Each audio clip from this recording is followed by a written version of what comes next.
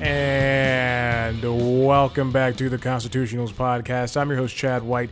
If you didn't know, this is the podcast for the website, cpluscomedy.com.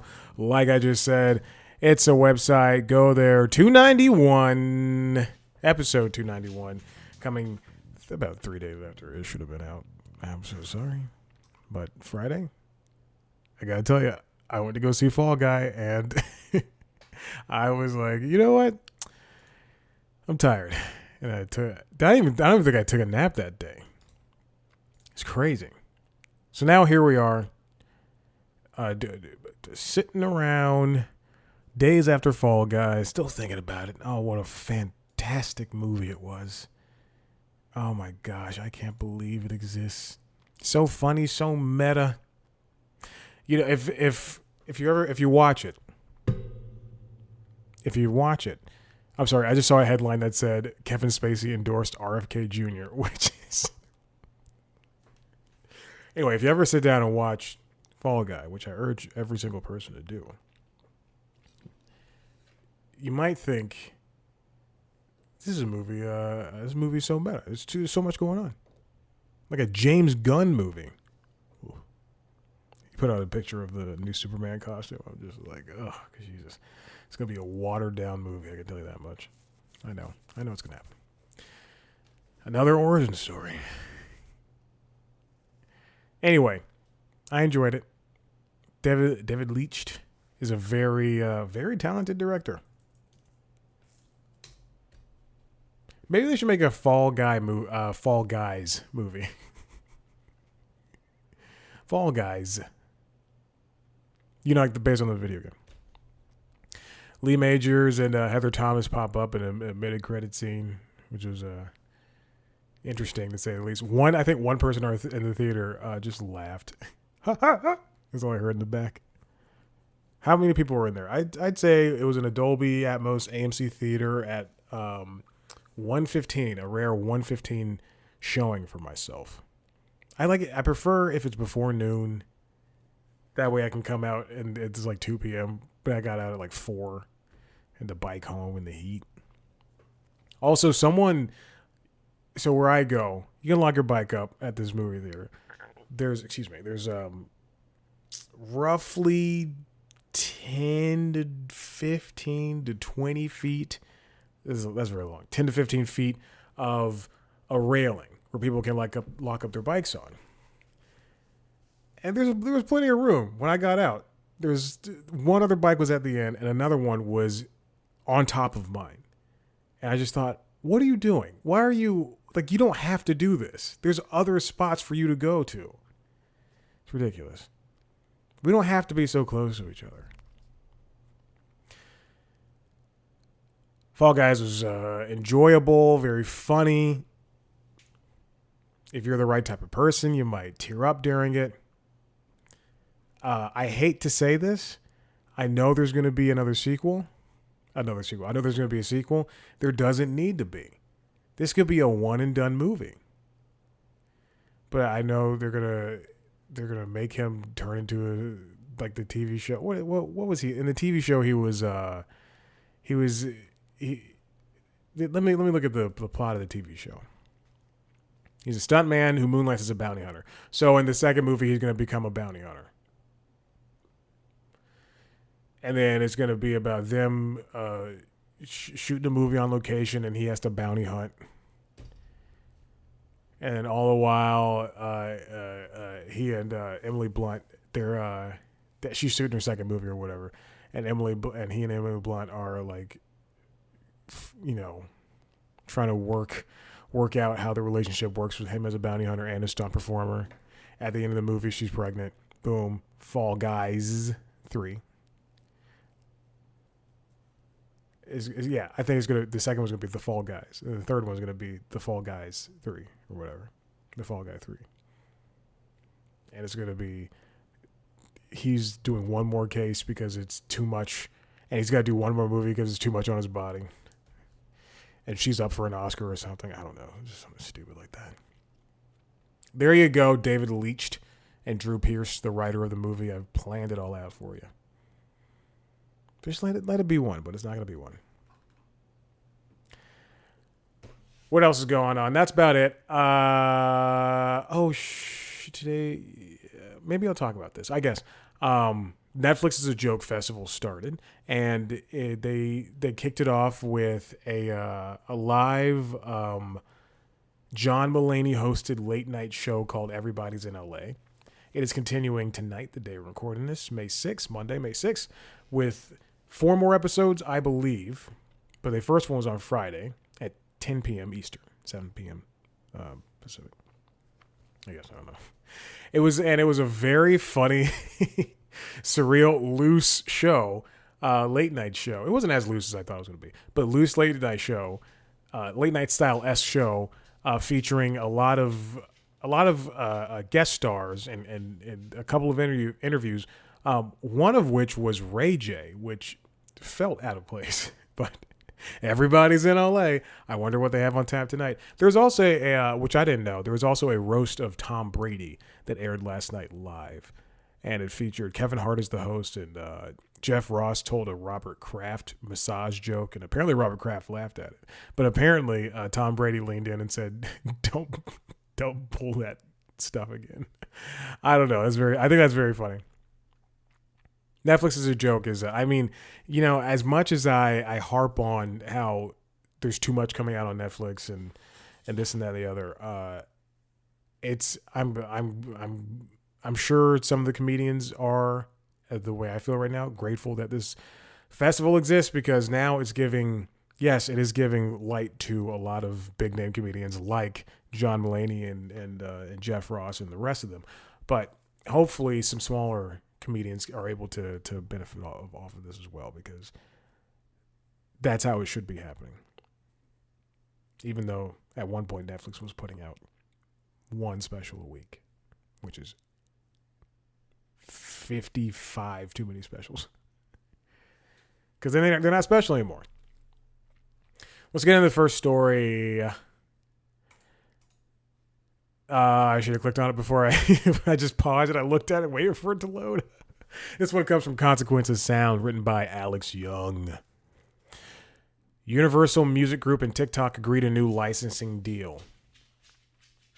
They're working expeditiously, apparently. These are their words, working expeditiously to get the music back to the platform. If you recall, a couple of months ago, UMG, as I'll be referring to them as for the remainder of the story, or Universal, they pulled their music off of TikTok because of what is going on? This dog, buddy. Because of money and all that stuff. Then Taylor, so people including Ariana Grande, Taylor Swift, the rest, they were no longer available on TikTok. Now, Taylor Swift put out her new album, The Tortured Poets Apartment, double album, that came out a couple weeks ago. And oddly enough, a lot like David Letterman, his Worldwide Pants production arm, in the 2007-2008 writers' strikes, when he came back and was able to produce a show without writers, Taylor Swift was able to sign up some type of deal with TikTok and be able to put her music on the platform, because that's a new album. That's how people discover her music, even if it's 31 songs, or 15. How much was the original album? 15 songs. It ended with Clara Bow. You can see I listen to it. I love Taylor Swift. I have issues with her, but I love her. According to a press release, the deal will, quote, deliver improved remuneration for UMG's songwriters and artists. So it was a money thing. New promotional and engagement opportunities for their recordings and songs, and industry-leading protections with respect to generative AI. Speaking of AI, I saw a headline today that said SAG was already looking towards 2026 when that contract would renew again. And in hopes of avoiding another strike, they're already meeting, I believe, next week or next month with heads of studios to talk about AI and things like that. Because that, from this point forward, is what we're going to be talking about, is AI. There are jobs that on LinkedIn and Indeed and everything, if you're looking at editing jobs or writing jobs or not producing, but if you look at any of those types of jobs, a lot of them say, do not use AI when you apply to this. We will know and all this stuff. I think it's very neat that they know that. Regarding AI specifically, TikTok will work with UMG to, quote, remove unauthorized AI-generated music from the platform, as well as develop tools to improve artist and songwriter attribution. Oh, they only pulled it off January 31st. It feels like it's been a long time. The reasons they pulled off, UMG pulled off the music off of TikTok was artist compensation, AI protections, and OnlySafety protection for artists and fans. OnlySafety sounds like a spinoff to OnlyFans. And it's like it's like still OnlyFans theme, so it's just like an orange cone, pictures of orange cones wearing those safety vests, the yellow and orange safety vests, and like safety goggles and a hard hat. Ooh, it's so sexy. I'm gonna hammer this home, but before that, I'm gonna put on some gloves to protect myself from the splinters of the hammer and the hardness of the hammer. I don't know.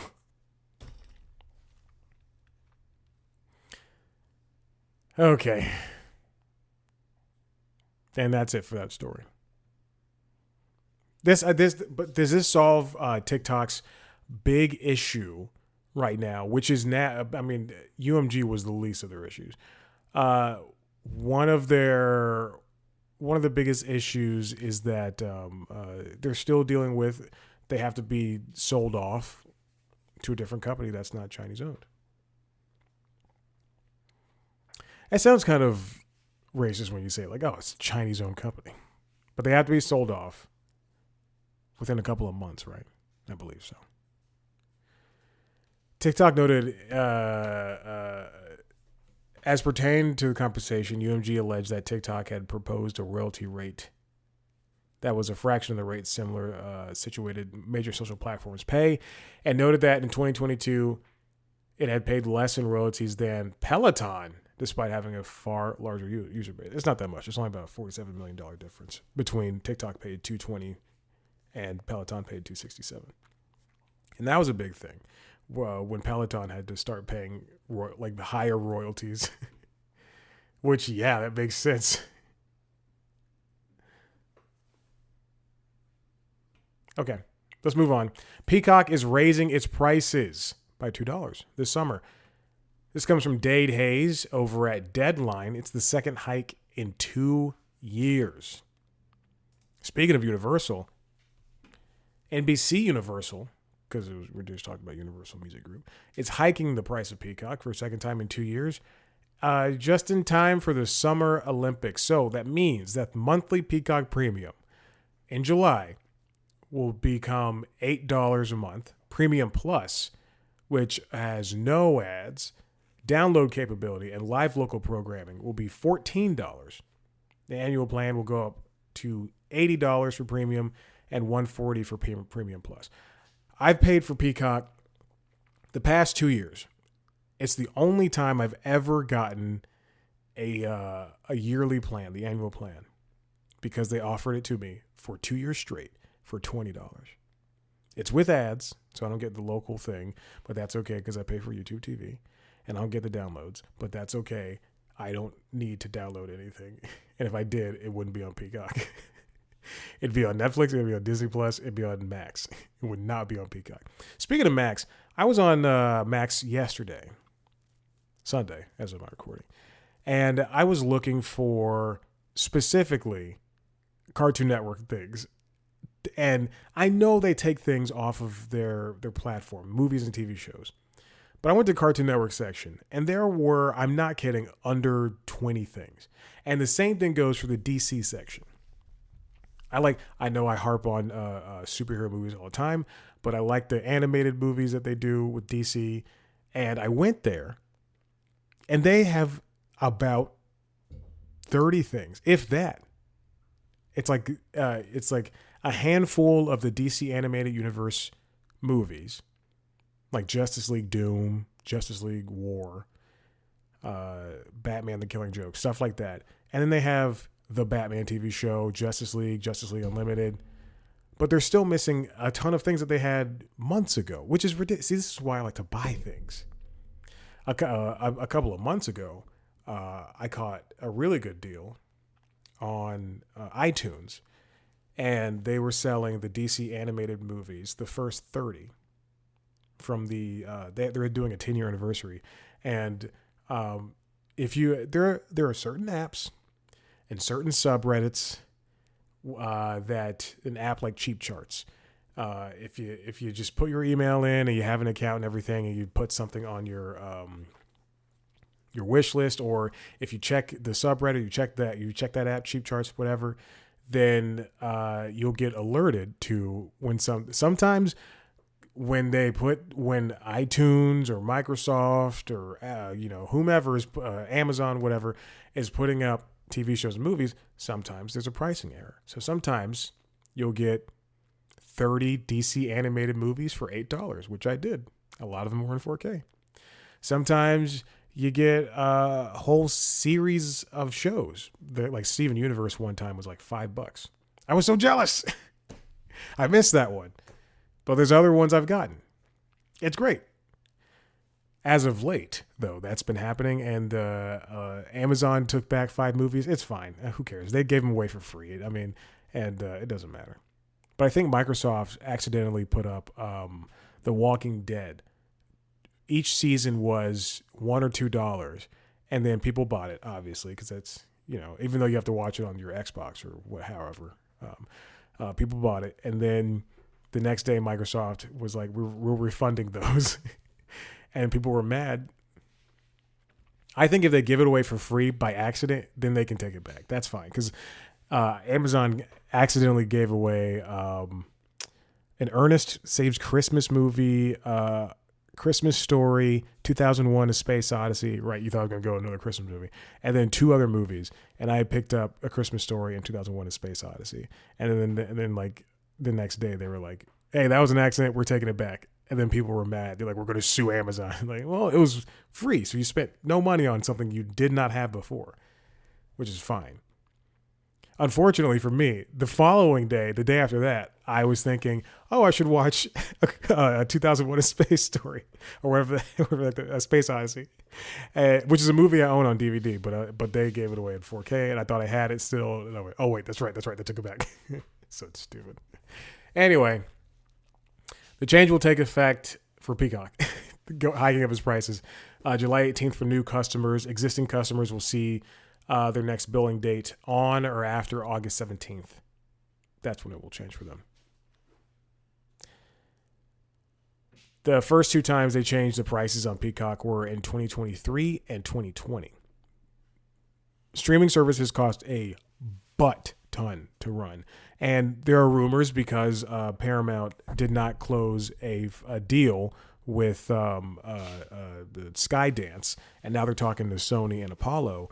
And there's problems there because Sony is not an American company, and I don't know what's wrong with Apollo. I looked at Apollo, what they own, and I think it's Apollo. It's either Apollo or Blackstone, but I looked at what they own, and they don't own a lot of TV stuff. Anyway. Or movie stuff. What was I talking about? Oh, but streaming services. So, but one of the big rumors, which is floated. This is floated because of the Warner Brothers, Disney, and ESPN and Fox deal, sports deal that they're doing, that sports streaming platform that's coming out in the fall. It was floated that Paramount Plus, because that's struggling under Paramount, and NBC Universal's Peacock, because that is struggling under NBC Universal, that those could team up and become their own pair. But who would take on the full responsibility? That's what Hulu was. Hulu was this. If we could just stick with one thing. Imagine if, Netflix was still on top, but we still had Hulu. and that was the catch-all for the NBC stuff, and then CBS All Access, I guess, was because they did leave Hulu early, and that like imagine if Hulu was still the one place, the end all be all. Oh, I love it. Still love Hulu. It's my number 2. It's my number 1, probably after. If they stop pulling stuff off, the thing is, I love Max. I love HBO Max, as I call it still. That should be the one I never turn off. I should just be rewatching the Justice League cartoon. I should be rewatching Cartoon Network stuff. And yet they're pulling things off. I should be watching The Sopranos all the time, Veep all the time, because that's what I did when it was HBO Max, literally a year and a half ago. That's all I was doing. Peacock is gaining steadily. It's got 34 million subscribers, but it's not in the same ballpark as, say, and I'm not even going to pick up Disney Plus or Netflix, not even Max. It's still lagging behind others. Every company's rolling out increases, and at some point, there's got to be a value proposition. Why am I going to be paying $23 a month for Netflix? Well, for one thing, they offer, it's the only way you can get 4K, but they also offer as much as I say this, they throw paint at the wall. Some of it is still good to me, and even though I hate that they're still doing not acquisitions. They're still doing, they're still picking up shows, what is it called? Syndication. Let's do it. They're doing streaming syndication where they're getting shows like, this is not a show that they have, but like The Goldbergs. That's the only show I can think that's really in syndication right now. But they're getting shows like The Goldbergs and ER and everything and Friends and Seinfeld and putting them on a platform. That's where I'm probably going to go watch them. So that's how they get that $23 a month, which will probably be, let's be real, by 2025, $25 per month. The same thing for Disney Plus and Hulu. Hulu does not really earn that $18 a month, I gotta tell you that. But I got the Disney bundle, and I finally got it all into one payment because they were overcharging me, and I had to call them twice. But I ended up just canceling everything and doing the actual Disney bundle itself. Instead of paying Hulu and then Disney Plus and ESPN Plus and then them refunding me, in quotes, $7. Yeah, right. They never did that. I saw the statements.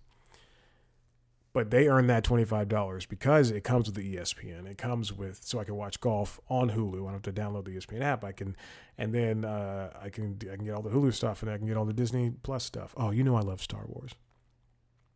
I had to start watching Star Wars so I could justify paying for Disney Plus.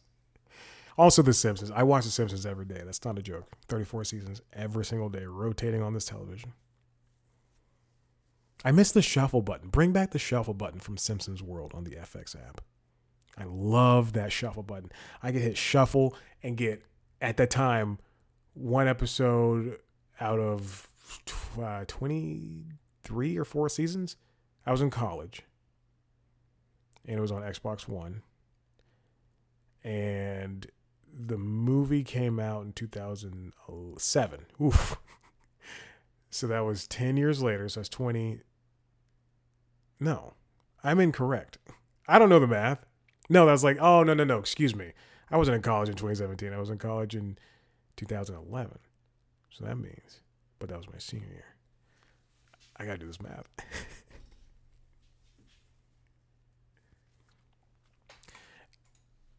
Now, let's move on to the next story. This comes from Alex Weprin at The Hollywood Reporter. Even cable TV giants know that consumers prefer streaming, but they've got a plan.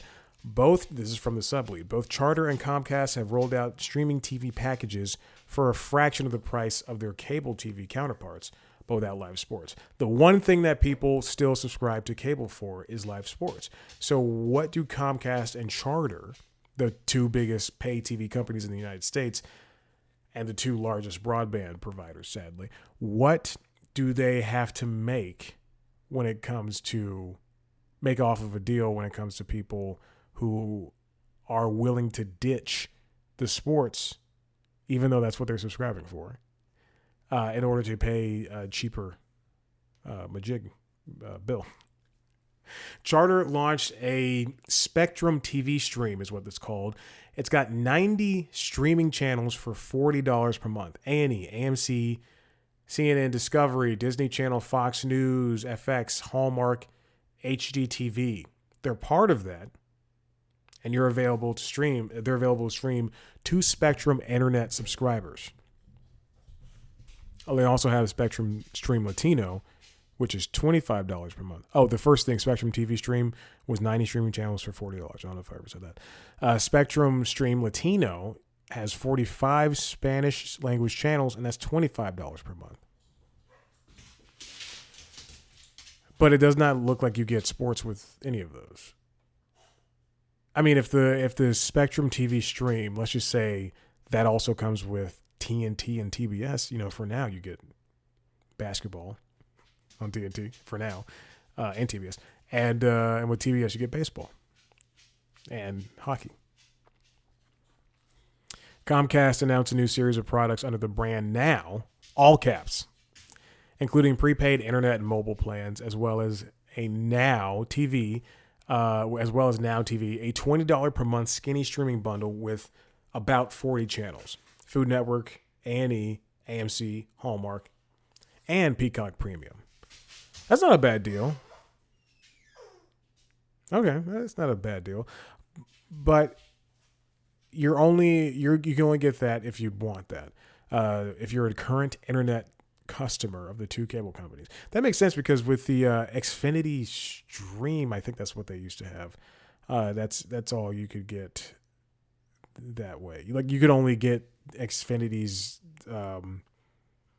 streaming offering, I think, or their streaming box via if you were a Comcast subscriber. You also got free Peacock, I believe. Do not quote me on any of that. According to Leachman Research, the top cable TV companies lost more than 3.8 million subscribers in 2023. Comcast lost more than 2 million, and Charter itself at least over 1 million. Now, and what happens is people either leave those and go to places like YouTube TV and Hulu with Live TV and Fubo and Sling, or they just drop all that entirely and pick and choose their streaming platforms, which is more likely the case. That same place also said that YouTube TV and Hulu with Live TV and others like it, Sling and Fubo and the rest, added nearly 1.9 subscribers. It's just the ease of being able to go, okay, I'm done subscribing to Sling for now. And then, 1 month and then the next month going, all right, I want to get back on Sling. You treat it just like a regular streaming platform because you're not tied to these, what's the word I'm looking for? You're not tied to plans, like a phone plan. Like you have to pay a lease. You're not tied to a lease for a phone for 2 years. You kind of are. I mean, for Google Fi, I bought my phone off of Google Fi, and while I could pay it off outright, I could also just finance it for 2 years, and that's roughly the same thing. And same thing for the iPad. I did that through Verizon, and they were like, it's going to take 2 years. Again, you could pay it off, but whatever. To keep the prices low, the skinny bundles lack the live sports channel that viewers know and love. And while Spectrum's streaming bundle includes news channels, Comcast's even lower cost option does not. But if you